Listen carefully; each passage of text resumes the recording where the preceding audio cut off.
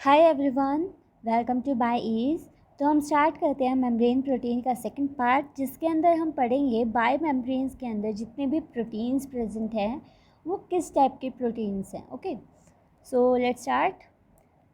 जो bio membrane की two dimensional अगर उसकी स्ट्रक्चर है तो वहाँ पे जो प्रोटीन्स हैं वो फ्रीली रोटेट कर सकते हैं और फ्रीली डिफ्यूज़ हो सकते हैं। ओके, जो बायो मेम्ब्रेन है उसका जो हाइड्रोफोबिक इंटीरियर है वो किसका बना होता है? फैटी एसिड चेन्स का।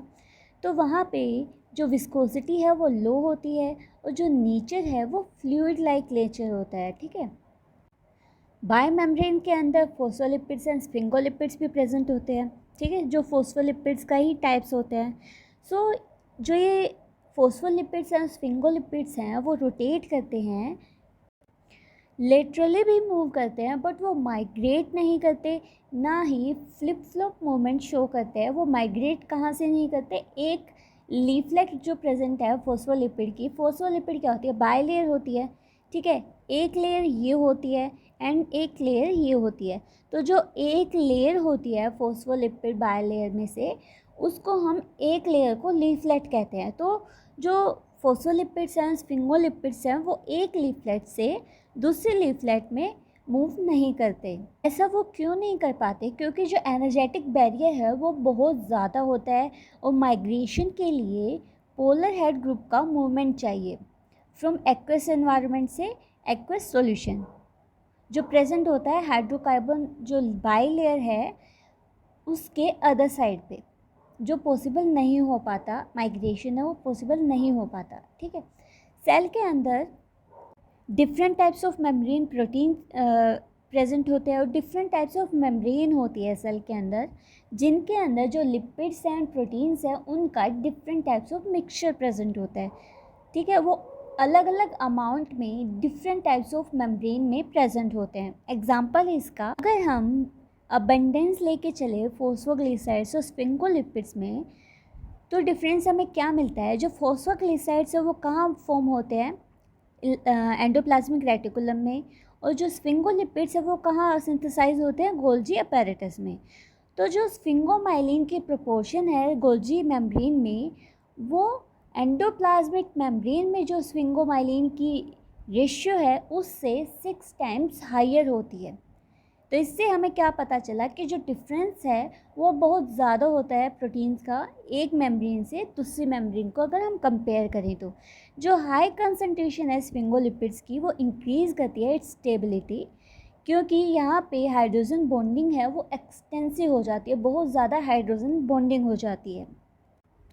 जो बाय लेयर की फ्लूइडिटी है वो डिपेंड करती है लिपिड कितना प्रेजेंट है उसके अंदर, फोस्फोलिपिड्स के स्ट्रक्चर पे और हाइड्रोफोबिक टेल्स पे उनका एग्रीगेशन कैसे है एंड टेम्परेचर पे भी डिपेंड करता है। जो वंडरवॉल इंट्रैक्शन है और जो हाइड्रोफोबिक इफ़ेक्ट्स है वो क्या करता है कि जो भी नॉन पोलर हेड्स हैं टेल्स हैं फोस्फोलिपिड्स के, उनको एग्रीगेट करवाता है। ठीक है, तो जो फोस्फोलिपिड्स थे वो फैटी एसिड चेन्स के साथ वंडरवॉल इंट्रैक्शन शो करते हैं। अगर यहाँ पे लेस सरफेस एरिया प्रेजेंट है तो जो वंडरवॉल इंट्रैक्शन है वो कम होगी, इसी वजह से जो फ्लूइडिटी है लेयर्स के अंदर वो इंक्रीज़ हो जाएगी। ठीक है, अब आता है cholesterol. Cholesterol natural membranes bio membranes के अंदर फ्लूइडिटी को मेंटेन करता है। ये क्या करता है? ये फोस्फोलिपिड्स हेड ग्रुप्स की मूवमेंट को रिस्ट्रिक्ट करता है, जो कहाँ प्रेजेंट होती है? आउटर सरफेस ऑफ लीफलेट्स पे। अगर इसकी लोअर कंसंट्रेशन प्रेजेंट है तो जो स्टीरॉयड रिंग्स हैं वो सेपरेट हो जाती हैं और जो फोस्फोलिपिड्स टेल्स हैं वो डिस्पर्स हो जाती है। इससे क्या होता है कि जो इनर रीजन है मेम्ब्रेन्स का वो कुछ ज़्यादा फ्लूइड हो जाता है। लेयर के अंदर जो लिपिड कंपोजिशन है वो इन्फ्लुएंस करती है उसकी थिकनेस, और जो थिकनेस है वो इन्फ्लुएंस कर सकती है मेम्ब्रेन कंपोनेंट्स की डिस्ट्रीब्यूशन। एग्जाम्पल है कोलेस्टेरोल, वो इंक्रीज़ कर देता है मेम्ब्रेन की थिकनेस को। ओके, फोस्फोलिपिड्स हैं जो फोस्फेटिडाइल इथेनोलामाइन, फोस्फेटिडाइल सीरीन एंड फोस्फेटिडाइल इनोसिटोल, वो लोकेट होते हैं साइटोसोलिक लीफलेट में। जो साइटोसोल के तरफ जो लीफलेट प्रेजेंट होते हैं, बाय मेम्ब्रेन में बाय लेयर होती है, एक एक्सोप्लाज्मिक फेस होता है और एक साइटोसोलिक फेस होता है। तो जो साइटोसोलिक फेस है वहाँ पे ये फोस्फोलिपिड्स प्रेजेंट होते हैं। जो स्फिंगोमाइलिन गोल्जी अपैरेटस में ल्यूमिनल फेस पर बना था वो प्लाज्मा मेम्ब्रेन के एक्सोप्लाज्मिक फेस को फॉर्म करता है। फोस्फोग्लिसराइड्स कहाँ सिंथेसाइज हो रहे हैं? एंडोप्लाज्मिक रेटिकुलम है उसकी मेम्ब्रेन में जो साइटोसोलिक फेस है, जो साइटोसोल की तरफ लेयर प्रेजेंट है, वहाँ पे फोस्फोग्लिसराइड्स की सिंथेसिस होती है और इनकी जो मूवमेंट है from one leaflet to other वो मोस्टली कैटालाइज होती है एटीपी पावर्ड ट्रांसपोर्ट प्रोटीन, उसको हम कहते हैं फ्लाइपेज। मतलब फोस्फोग्लिसराइड्स की मूवमेंट के लिए हमें एटीपी की ज़रूरत होती है। सेल सरफेस पे बहुत सारे रिसेप्टर्स प्रेजेंट थे, जो प्रोटीन्स प्रेजेंट थे। अगर वहाँ पे कोई भी उनका लीजेंड, स्पेसिफिक लीजेंड वो आके अटैच हो जाता है तो वो सेल को स्टिमुलेट कर देता है। उससे क्या होता है, जो साइटोसोलिक एंजाइम है फोस्फोलाइपेज वो एक्टिवेट हो जाता है और वो फोस्फोइनोसिटोल और डाई एसाइल ग्लिसरॉल के बीच में जो प्रेजेंट है बॉन्ड उसको हाइड्रोलाइज कर देता है। जो ये दो कंपोनेंट्स हैं बायोमेम्ब्रेन के वो पार्टिसिपेट करते हैं इंट्रासेलुलर सिग्नलिंग में। अगर इनका जो बॉन्ड है वो हाइड्रोलाइज हो जाता है तो जो इंट्रासेलुलर सिग्नलिंग है वो नहीं होती। लिपिड्स हैं वो ऑर्गेनाइज होते हैं माइक्रो डोमेन्स में जिनको हम कहते हैं लिपिड ड्राफ्ट्स। जो ये लिपिड ड्राफ्ट्स हैं वो इंसॉल्युबल होते हैं नॉन आयनिक डिटर्जेंट्स में। उनके अंदर एक सबसेट प्रेजेंट होता है प्लाज्मा मेम्ब्रेन प्रोटीन्स का, जो कहाँ यूज़ होते हैं एक्स्ट्रा सेलुलर सिग्नल्स को ट्रांसफ़र करने में, और जो भी साइटोसोल के अंदर प्रेजेंट है मटेरियल या फिर जो ल्यूमन के अंदर प्रेजेंट है किसी भी सेल के अंदर, उसको साइटोसोल में ट्रांसमिट करने में। ओके, लिपिड ड्राफ्ट्स का मेन फंक्शन हमें ग्लाइकोलिपिड्स के अंदर दिखता है। ठीक है, जो एक्स्ट्रा सेलुलर सरफेस है प्लाज्मा मेम्ब्रेन का, वहाँ पे जो प्रोटीन डोमेन प्रेजेंट है वो बाइंड करता है एक्स्ट्रा सेलुलर मॉलिक्यूल से, जो इंक्लूड कर सकता है extra signalling proteins, ions and small metabolites as well as proteins जो एक्सटर्नल एनवायरनमेंट के अंदर प्रेजेंट है।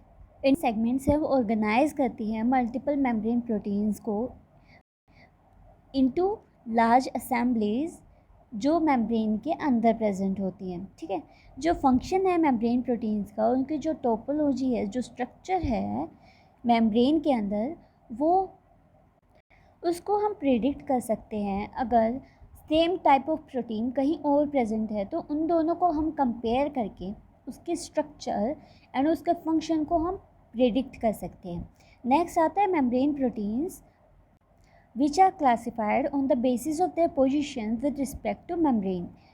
ये 3 टाइप्स के होते हैं, integral proteins, lipid anchored proteins and peripheral proteins. So first है इंटीग्रल मेम्ब्रेन प्रोटीन्स, जिनको हम ट्रांस मेम्ब्रेन प्रोटीन्स भी कहते हैं।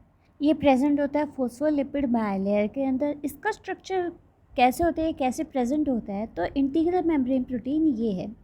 इसका कुछ पार्ट है एक्सोप्लाज्मिक एनवायरनमेंट में होता है, कुछ पार्ट साइटोप्लाज्म में होता है, जो कुछ पार्ट है वो फोस्फोलिपिड बायलेयर के अंदर प्रेजेंट होता है। इसके अंदर 3 सेगमेंट्स प्रेजेंट होती हैं।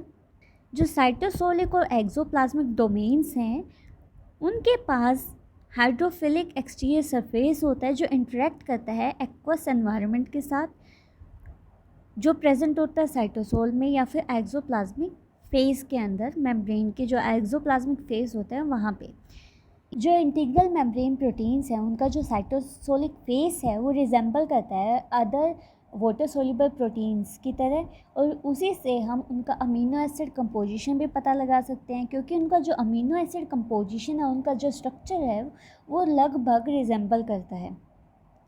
जो इंटीग्रल मेम्ब्रेन प्रोटीन्स हैं उनकी जो सरफेस है वहाँ पे कई हाइड्रोफोबिक अमीनो एसिड्स प्रेजेंट होते हैं जो बाहर प्रोट्रूड करते हैं, आउटवर्ड प्रोट्रूड करते हैं और इंटरेक्ट करते हैं hydrophobic hydrocarbon core of phospholipid bilayer के साथ। मेम्ब्रेन स्पैनिंग डोमेन्स हैं उनके अंदर एक या एक से ज़्यादा अल्फा हेलिक्स प्रेजेंट होते हैं और बीटा स्ट्रैंड्स है वो बहुत ज़्यादा प्रेजेंट होते हैं। सेकंड आता है lipid anchored proteins. Lipid anchored proteins bound करते हैं कोवलेंटली विथ वन और मोर लिपिड मॉलिक्यूल्स। तो लिपिड के हाइड्रोफोबिक सेगमेंट है वो एम्बेड होती है एक लीफलेट के अंदर और प्रोटीन को मेम्ब्रेन के साथ एंकर करती है, उसको उसके साथ जोड़े रखती है। ओके, तो लिपिड एंकर प्रोटीन कैसे होते हैं, उनका स्ट्रक्चर कुछ ऐसा होता है। वो इंटीग्रल मेम्ब्रेन प्रोटीन्स की तरह दोनों तरफ की तरफ प्रोट्रूड नहीं होते, वो सिर्फ एक सरफेस पे प्रेजेंट होते हैं, एक्सोप्लाज्मिक सरफेस पर। ठीक है, उनका आधा पार्ट प्रेजेंट होता है फॉस्फोलिपिड बाइलेयर के अंदर एंड उनका जो हेड है वो प्रेजेंट होता है एक्सोप्लाज्मिक सरफेस पर। थर्ड आता है पेरिफेरल प्रोटीन्स। जो पेरिफेरल प्रोटीन्स है वो बाउंड करते हैं मेम्ब्रेन के साथ either indirectly by interacting with integral and lipid anchor proteins और directly by interaction with lipid head groups. मतलब ये मेम्ब्रेन के साथ या तो इंटीग्रल या फिर लिपिड एंकर्ड प्रोटीन्स है उनके साथ जुड़े होते हैं, मतलब जो लिपिड एंकर्ड प्रोटीन्स है वो मेम्ब्रेन के साथ जुड़े होते हैं और फिर उनके साथ पेरिफेरल प्रोटीन्स प्रेजेंट होते हैं, या फिर वो डायरेक्टली इंटरेक्ट करते हैं जो लिपिड हेड ग्रुप्स होते हैं मेम्ब्रेन के उनके साथ। ठीक है, ये या तो साइटोसोलिक जो सरफेस है वहाँ पे प्रेजेंट हो सकते हैं या फिर एक्सोप्लाज्मिक सरफेस है प्लाज्मा मेम्ब्रेन का, वहाँ पे प्रेजेंट होते हैं। लिपिड की तरह सिर्फ एक्सोप्लाज्मिक फेस पर प्रेजेंट नहीं होते, वो एक्सोप्लाज्मिक पे भी हो सकते हैं और साइटोसोलिक फेस पर भी हो सकते हैं। ठीक है, ये बाइलेयर के साथ तो क्लोजली एसोसिएट होते हैं, पर जो साइटोसोलिक मटेरियल्स है, सब्सटेंसेस हैं, साइटोसोलिक फेस के साथ ये लूजली अटैच्ड होते हैं। जो पेरिफेरल प्रोटीन्स हैं आउटर सरफेस पे प्रेजेंट है प्लाज्मा मेम्ब्रेन की, और जो इंटीग्रल मेम्ब्रेन प्रोटीन्स का एक्सोप्लाज्मिक डोमेन है वो अटैच करता है एक्स्ट्रा सेलुलर मैट्रिक्स के जो कंपोनेंट्स हैं उनके साथ। और ये जो स्ट्रक्चर है, जो भी ये अटैचमेंट है, वो कहाँ मिलती है हमें, बैक्टीरियल सेल्स के अंदर एंड प्लांट सेल्स के अंदर। कुछ अलग प्रोटीन्स हैं जो प्रेजेंट होते हैं मेम्ब्रेन के अंदर, स्पेसिफिक प्रोटीन्स है वो कहीं कहीं प्रेजेंट होते हैं। ठीक है, फर्स्ट है एक्वापोरिन्स। एक्वापोरिन्स है वो लार्ज फैमिली है हाईली कंजर्व्ड प्रोटीन्स की जो ट्रांसपोर्ट करते हैं वाटर को, ग्लिसरॉल को, और जो भी हाइड्रोफिलिक मॉलिक्यूल्स हैं जो वाटर लविंग स्पीसीज हैं उनको बाय मेम्ब्रेन के अक्रॉस ट्रांसपोर्ट करवाते हैं। इनका स्ट्रक्चर कैसा होता है, ये टेट्रामर होते हैं 4 आइडेंटिकल सब यूनिट्स का, जिसके अंदर 6 membrane spanning alpha helix present होता है। इसका एग्जांपल है ग्लिसरॉल चैनल GLPF। इसके अंदर एक long transmembrane helix present होता है, 2 अल्फा हेलिक्स होते हैं जो पेनिट्रेट करते हैं मेम्ब्रेन के अंदर, बट वो हाफ वे तक ही पेनिट्रेट करते हैं, कंप्लीट पेनिट्रेट नहीं करते। ठीक है, जो ये अल्फ़ा हेलिक्स थे उनके एंड टर्मिनल जो फेस है वो एक दूसरे को फेस करता है और वो मेम्ब्रेन को स्पैन करते हैं एक ओब्लिक एंगल के अंदर। मोस्ट अबंडेंट जो प्रोटीन है एक्वापोरिन है, वो प्रेजेंट होता है एक्वापोरिन O, और वो प्रेजेंट होता है फाइबरस सेल्स के अंदर जो मैमेलियन आई के अंदर प्रेजेंट होता है। ओके, इसका स्ट्रक्चर कैसा होता है, ये टेट्रामर होता है बट डिफरेंट सब यूनिट्स का नहीं होता, आइडेंटिकल सब यूनिट्स का टेट्रामर होता है एक्वापोरिन O, जो मोस्ट अबंडेंटली प्रोटीन है प्रेजेंट होता है मैमेलियन आई के अंदर। इसका स्ट्रक्चर कैसा है, इसका स्ट्रक्चर कुछ ऐसा होता है। जो ये NPA है वो एक मोटिफ है एस्पैरागिन, एलानिन का और प्रोलीन का। इसका मेन फंक्शन क्या होता है, वाटर सेलेक्टिव सब्सटेंस होता है, यहाँ से वाटर का ट्रांसपोर्ट होता है, वो ये स्पेसिफाई करता है कि कितना वाटर साइटोसोल के अंदर जाना चाहिए। नेक्स्ट आता है पोरीन। पोरीन है वो क्लास होती है ट्रांसमेम्ब्रेन प्रोटीन्स की। इसका जो स्ट्रक्चर है वो डिफ़र करता है फ्रॉम इंटीग्रल प्रोटीन्स, और वो कैसे डिफ़र करता है, यहाँ पे alpha helical transmembrane domains present होते हैं। जो ये पोरीन्स है वो प्रेजेंट होता है outer membrane of gram negative bacteria such as E. coli and in outer membrane of mitochondria and chloroplast. जो ये पोरीन्स हैं वो प्रोवाइड करते हैं channel for the passage of specific type of disaccharide. जो शुगर्स होती हैं उनका कुछ स्पेसिफिक टाइप है उसको अलाउ करता है ट्रांसपोर्ट में। एक्वापोरिन्स थे वो टेट्रामर्स थे। पोरिन्स यहाँ पे ट्राइमर्स होते हैं आइडेंटिकल सब यूनिट्स का, और इसके अंदर हर सब यूनिट के अंदर 16 बीटा स्ट्रैंड्स होते हैं जो एक शीट बनाते हैं जो खुद को ट्विस्ट कर लेती है एक बैरल शेप्ड स्ट्रक्चर के अंदर, जिसके अंदर सेंटर में पोर प्रेजेंट होता है। ओके, दो सरफेसेस होता है, hydrophilic interior surface and hydrophobic exterior surface. जो आउटवर्ड फेसिंग साइड ग्रुप्स होते हैं बीटा स्ट्रैंड्स के एंड पे प्रेजेंट होते हैं वो हाइड्रोफोबिक होते हैं, और जो साइड ग्रुप्स इनसाइड प्रेजेंट होते हैं हाइड्रोफिलिक होते हैं। ठीक है, जो हाइड्रोफोबिक बैंड है जो बाहर आउटर सरफेस पे प्रेजेंट है, इसका स्ट्रक्चर कैसा था? बैरल शेप स्ट्रक्चर था, यहाँ बीच में एक पोर प्रेजेंट था। तो जो बाहर हाइड्रोफोबिक बैंड हैं वो इंटरेक्ट करते हैं with fatty acyl groups of membrane lipids. जो ये बाइलेयर है उसके मेम्ब्रेन लिपिड्स के जो फैटी एसाइल ग्रुप है उसके साथ हाइड्रोफोबिक बैंड है वो इंटरेक्ट करता है, और जो इनसाइड में हाइड्रोफिलिक ग्रुप्स प्रेजेंट थे जिनकी लाइन प्रेजेंट थी जो पोर को लाइन करती है वो इंटरेक्ट करती है with small water soluble molecules जो मेम्ब्रेन को क्रॉस करते हैं। Okay, so that is all for today.